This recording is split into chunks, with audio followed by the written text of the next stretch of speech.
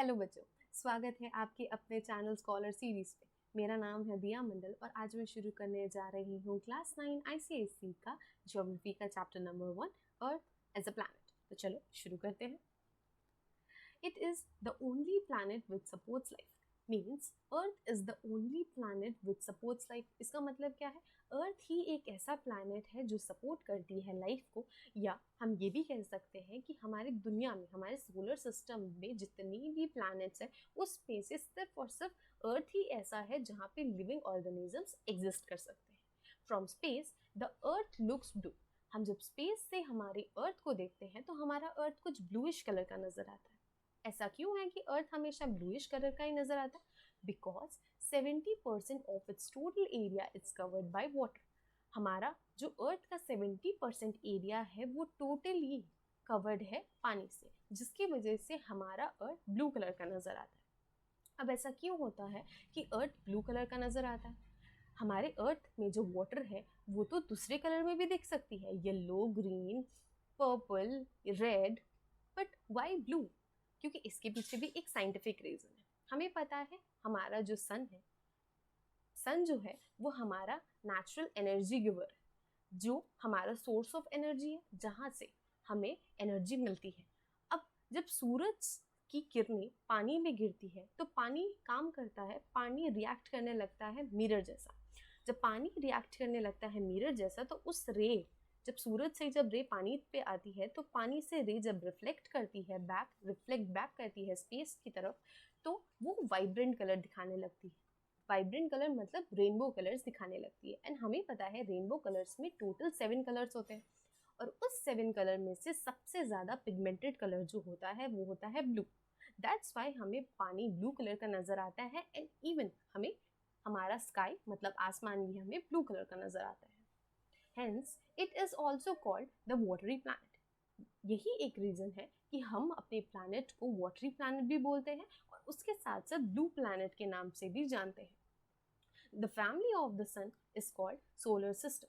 हमें पता है कि हर फैमिली में एक हेड होता है जो सीनियर होता है एंड सारे फैमिली मेंबर्स को गाइड करता है। वैसे ही हमारे सोलर सिस्टम पे हमारा जो फैमिली हेड है वो होता है सन, जो क्या करते हैं, वो गाइड करते हैं बाकी सारे प्लैनेट्स को सही दिशा पे चलने के। इसीलिए हमारे सन के जितने भी फैमिली मेंबर्स हैं, जैसे कि प्लैनेट्स हो गया, सैटेलाइट्स हो गया, वो अपने एक्सेस पे एक सर्टेन डिस्टेंस पे क्या करने लगती है, सूरज के रिवॉल्व करती है। Chief members of the solar system are the planets. अच्छा, तो ऐसा है क्या कि सिर्फ और सिर्फ सन, हमारे सोलर सिस्टम पे सन एंड प्लैनेट्स ही होती है? नहीं, सन एंड प्लैनेट्स के सिवा भी बहुत सारी चीज़ें होती हैं। चलो उसके बारे में पढ़ते हैं। सन तो होता ही है मेजर, उसके बाद होती हैं प्लैनेट्स एंड प्लैनेट्स के साथ होती हैं उनकी कुछ सैटेलाइट्स। अब हमें पता है कि सैटेलाइट्स दो टाइप की होती है, एक होते हैं आर्टिफिशियल सैटेलाइट, एक होती है नेचुरल सैटेलाइट। अब जब सैटेलाइट की बात हो ही गई है तो हम ये जान लेते हैं कि अर्थ का नेचुरल सैटेलाइट कौन सा है। तो दोस्तों, क्या तुम लोग बता सकते हो कि अर्थ का नेचुरल सैटेलाइट कौन है? अगर जानते हो तो कमेंट करना, अदरवाइज मैं बताती हूँ कि नेचुरल सैटेलाइट कौन है हमारे अर्थ का। अर्थ का नेचुरल सैटेलाइट होता है मून। बट प्रॉब्लम ये है कि मून की अपनी लाइट नहीं होती। मून भी अल्टीमेटली डिपेंडेंट रहता है सूरज के, कि सूरज की रोशनी लेके वो हमें क्या करेंगे, हमें रोशनी करेंगे रात के टाइम।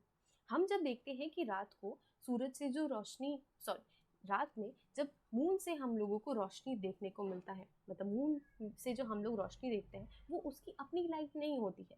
वो लाइट किसकी होती है, वो किसके थ्रू मिल रही होती है, वो भी हमें सन के थ्रू ही मिल रही होती है। प्लैनेट्स हो गया, सैटेलाइट हो गया, एंड सैटेलाइट्स क्या करते हैं, अपने पर्टिकुलर प्लैनेट्स के अराउंड रिवॉल्व करते हैं। उसके अलावा बहुत सारी सेलेस्टियल बॉडीज भी होती है। सेलेस्टियल बॉडीज क्या होती है, जो लम्स ऑफ रॉक से बनी होती है। अब सेलेस्टियल बॉडीज के बारे में देख लेते हैं। सेलेस्टियल बॉडीज में हम लोग देख सकते हैं कि पहला आ जाए एस्टेरॉइड्स, कॉमेट्स और मेटेरॉइड्स। एस्टेरॉइड्स जो होते हैं जिनको हम लोग माइनर प्लैनेट्स के नाम से भी जानते हैं, जो लम्स ऑफ रॉक से बने होते हैं। कॉमेट्स जो होते हैं जिसको हम लोग पुच्छल तारा के नाम से भी जानते हैं, और मेटेरॉइड्स को हम लोग शूटिंग स्टार के नाम से जानते हैं, जिसको हम टूटता हुआ तारा बोलते हैं। अब the planets in order of their distance from the sun. अब हम ये देख लेते हैं कि जिस हिसाब से ऑर्डरली सन के अकॉर्डिंग हमारे सारे प्लैनेट्स एक सर्टेन डिस्टेंस पे लोकेटेड है, उसके बारे में जान लेते हैं। यहाँ पे देख लेते हैं, पहले आ गया सन, देन आगे उसके बाद स्टार्ट होते हैं हमारे सारे प्लैनेट्स। यहाँ पे देख लेंगे मरकरी, वीनस, अर्थ, एंड जहाँ पे मैं बोल रही थी कि अर्थ का अपना नेचुरल सैटेलाइट, यहाँ पे हम देख लेते हैं मून। उसके बाद next planet Mars, Jupiter, Saturn, Uranus and last planet Neptune. तो प्लूटो हमारा क्या प्लैनेट नहीं है? पहले 9th प्लैनेट प्लूटो भी होता था, बट अभी के टाइम पे प्लूटो हमारे प्लैनेट के डेफिनेशन पे एग्जिस्ट नहीं करता, तो हम प्लूटो को प्लैनेट नहीं मानते। बाकी 8 प्लैनेट को हम अभी सोलर सिस्टम पे प्लैनेट मानते हैं। बाय चांस अगर आप लोगों से क्वेश्चन पूछा जाए 1 मार्क्स के लिए या MCQ के लिए कि टोटल कितने प्लैनेट्स हैं हमारे सोलर सिस्टम पे, तो मार्क करके आना कि 8 प्लैनेट्स है, प्लूटो को मत गिनना। ओके, अब देख लेते हैं सेलेस्ट्रियल बॉडी, जहाँ पे हम बोल रहे थे सेलेस्ट्रियल बॉडी में यहाँ पे देख लेते हैं एस्टेरॉइड्स।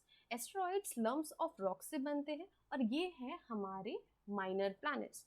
माना ये जाता है कि जिस मटेरियल से ये सेलेस्ट्रियल बॉडी बनते हैं उसी मटेरियल से हमारे बाकी प्लैनेट्स भी बने होते हैं। तो ये हो गया हमारा एस्टेरॉइड्स। सेकंड हो गया हमारा कॉमेट्स। कॉमेट मतलब यहाँ पे पुच्छल तारा। अब इसको पुच्छल तारा क्यों बोल रहे हैं? पुच्छल मीन्स पूंछ। यहाँ पे देख पा रहे हैं कि ये एक पूंछ जैसा, एक टेल जैसा लेके लाइट अपने पास जा रहा है। थर्ड हो गया मेटेरॉइड्स, जिसको हम लोग टूटता हुआ तारा भी या शूटिंग स्टार भी बोलते हैं। नेक्स्ट यहाँ पे देख सकते हैं कि बाकी सारे प्लैनेट्स में तो लाइफ एग्जिस्ट नहीं कर सकते, लाइफ नहीं पॉसिबल हो सकती, सिर्फ और सिर्फ अर्थ में पॉसिबल हो सकती है। तो देखो अर्थ कैसे स्माइल कर रहा है। अब जान लेते हैं अर्थ का शेप क्या है। देखो हमने जाना कि सोलर सिस्टम क्या होता है, कितने प्लैनेट्स होते हैं, सेलेस्टियल बॉडी क्या होता है, अर्थ ब्लू क्यों होता है, ब्लू क्यों होता है, पानी हमेशा ब्लू क्यों नजर आता है। अब ये जान लेते हैं कि अर्थ का एक्चुअली शेप क्या है। The earth is not a perfect sphere, मतलब हम जो बचपन से पढ़ते हुए आ रहे हैं कि अर्थ होता है गोल, स्पेरिकल, बट यहाँ पे तो कुछ और ही बोल रहे हैं कि अर्थ परफेक्ट स्फीयर नहीं होता। तो मतलब अर्थ का रियल शेप क्या है? तो यहाँ पे देख सकते हो ये जो इमेज है, यहाँ पे जो इमेज आपको दिख रही है, ये है रियल इमेज हमारे अर्थ का, जो हम लोग देख सकते हैं कि ब्लज है, मतलब सेंटर के एरिया से हम देख सकते हैं कि ये थोड़ी चौड़ी नजर आ रही है, एंड पोलर रीजन से हम लोग देख रहे हैं ये थोड़ी फ्लैटेंड है। क्या है? फ्लैटेंड है। तो हम लोग अगर सेंटर वाले पार्ट में बोले तो हम बोल सकते हैं कि ये क्या है? ब्लज, मतलब थोड़ी चौड़ी, एंड सेंटर वाले पार्ट में बोल सकते हैं कि ये थोड़ी चौड़ी एंड थोड़ी अंडे जैसे होती है, अंडे शेप की है। एंड उसकी तरह हम लोग बोल सकते हैं कि हम लोग पोलर रीजन की तरफ से अगर बोले तो पोलर रीजन से हम लोग देख सकते हैं कि हमारा अर्थ क्या है? फ्लैटेंड है, हल्का सा पिचका हुआ है, दबा हुआ है। अब पुराने ज़माने में जितने भी एस्ट्रोनॉमर्स थे मानते ये थे कि हमारा जो अर्थ है वो फ्लैट डिस्क टाइप है। फ्लैट डिस्क मतलब अगर कोई इंसान एक तरफ से चलना शुरू करेगा तो एक टाइम बाद वो नीचे गिर सकता है या वो स्पेस में उड़ सकता है, उनके अकॉर्डिंग ये था। बट 5th सेंचुरी में आर्यभट्टा जो इंडियन एस्ट्रोनॉमर है, हमें प्राउड फील करने की बात है कि वो इंडियन एस्ट्रोनॉमर है, उन्होंने 5th सेंचुरी पे ये चीज़ प्रूव किया कि अर्थ जो है वो स्पेरिकल है, वो राउंड शेप में है, प्रॉपर राउंड नहीं। अब स्पेरिकल क्या होता है? देखो स्पेरिकल मतलब ये नहीं होता है कि एक प्रॉपर सर्कल, बट कुछ राउंड या कुछ गोल आकार का चीज जिसको हम स्पेरिकल बोल सकते हैं। ठीक है, तो आर्यभट्टा ने सबसे पहले ये चीज बताया कि अर्थ क्या है? अर्थ गोल है, अर्थ का शेप क्या है? गोल है, स्पेरिकल है। उन्होंने इवन ये बताया कि अर्थ स्पेरिकल है शेप में, एंड इवन ये भी बताया कि अर्थ क्या करती है? अपनी एक्सिस पे रोटेट करती है। 6th सेंचुरी पे सेम चीज ग्रीक फिलोसोफर पाइथागोरस ने बताया। पाइथागोरस याद है आप लोग जो मैथ्स में पढ़ते हो 8, 9, 10, ये आपने तो पढ़ा ही होगा, पाइथागोरस थ्योरम जो अभी भी पढ़ रहे हो। उन्होंने ही सेम चीज बताया कि अर्थ क्या है? अर्थ गोल होती है और अर्थ अपने एक्सिस पे रोटेट करती है। अब देख लेते हैं कि ओरिजिनल शेप क्या है। यहाँ पे हम देख सकते हैं कि ये है हमारा बुक वाला, जो हम लोग बुक्स में देखते हैं, इवन टीवी में देखते हैं, यूट्यूब में देखते हैं, एंड इवन गूगल में अगर सर्च कर ले अर्थ इमेज तो हमें मैक्सिमम टाइम ऐसी ही इमेज फेक वाली नजर आती है। अब रियल देख लेते हैं। तो रियल में हम लोग देख सकते हैं कि सेंटर एरिया किस तरीके से थोड़ा ब्लच है, मतलब थोड़ा चौड़ा है, एंड थोड़ा फ्लैटेंड है north pole and south pole से। अब अर्थ थोड़ा सा टिल्टेड होता है, हमें क्या पता है अर्थ प्रॉपर गोल नहीं है, अर्थ थोड़ा सा टिल्टेड है। दैट्स वाई इस वाले एरिया में एंड इस वाले एरिया में हम लोग देख सकते हैं कि क्या ऊपर एंड नीचे वाले पोर्शन में हम लोग देख सकते हैं कि अर्थ थोड़ा सा फ्लैटेंड है। ओके, तो आज के लिए इतना ही। आई होप मैंने जितना पढ़ाया वो समझ आया होगा। अगर आपको मेरा वीडियो पसंद आया हो तो please do like and subscribe, and अपने फीडबैक के लिए ज़रूर कमेंट कीजिएगा, मैं ज़रूर पढ़ूंगी। Thank you.